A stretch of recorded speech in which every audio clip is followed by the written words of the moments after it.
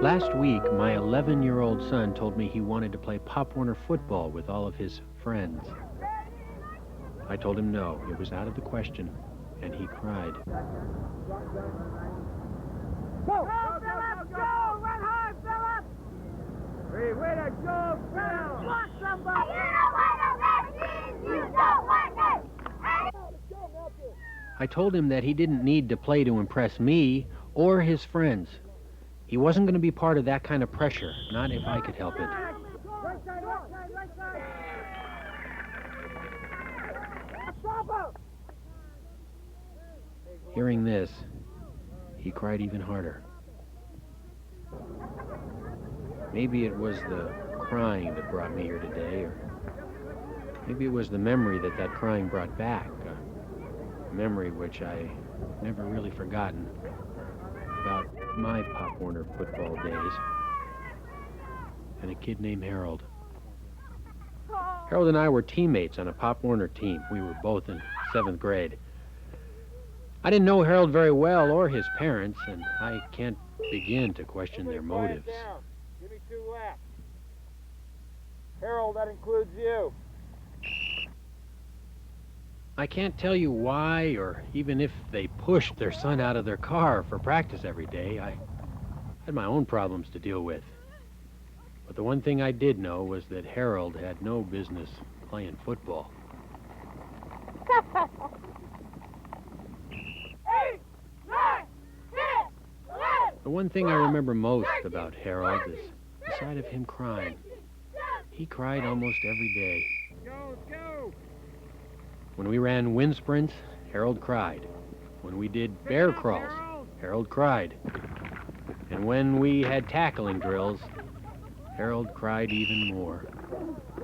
We, of course, handled Harold with all the tact of 7th graders. We knocked him around like a pinball. He was an easy target. And no matter how bad you were, you always looked better after tackling Harold. When Harold cried, we laughed. With collective wit, we reminded him daily that crying was for babies, not for the ones so close to puberty. That all changed one day. Bring it in for slammers. Jeff, out here.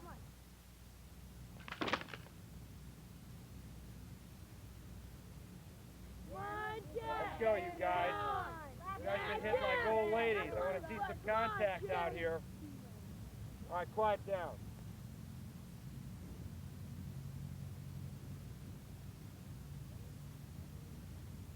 Ready? On the whistle.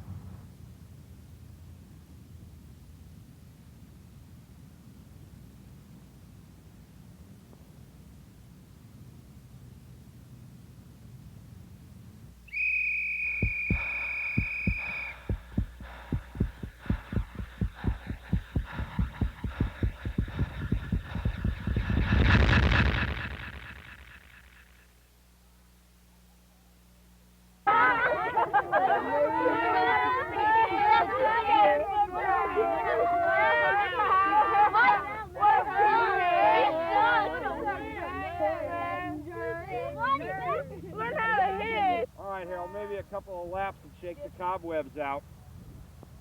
Come on, let's go. Let's go.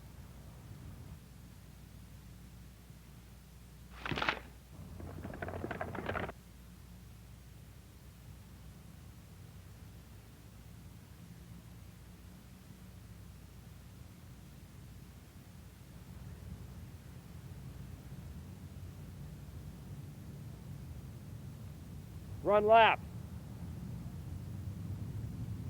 Run laps!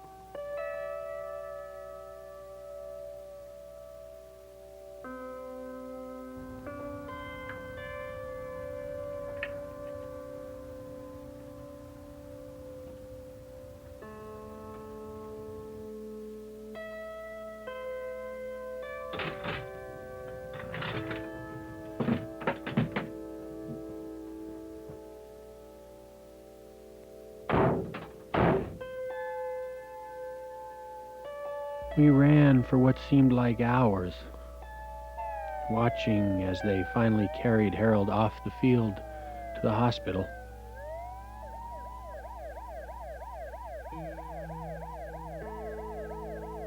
The next day, someone explained to the team about how a blood clot had formed in Harold's brain and that the blow to his head was fatal. I wasn't there to hear it. The team gathered and, for some reason, voted to continue the season. Some of the mothers begged their sons to quit, but I was the only one to walk away. I quit and tried desperately never to look back. Until last week. As I sit here now and watch all these future stars, I wonder how many of them really want to be out there. Sometimes I think of Harold, and I wonder what might have become of him. He might have been a great lawyer or an accountant, maybe a space scientist. We all knew he couldn't play football. But then again, he never said he could. I wanted to tell my son about Harold. I wanted him to understand the pain, to understand my reasons for interfering. But could he?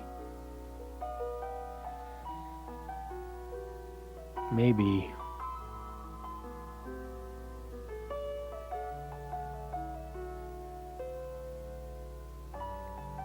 he shouldn't have to.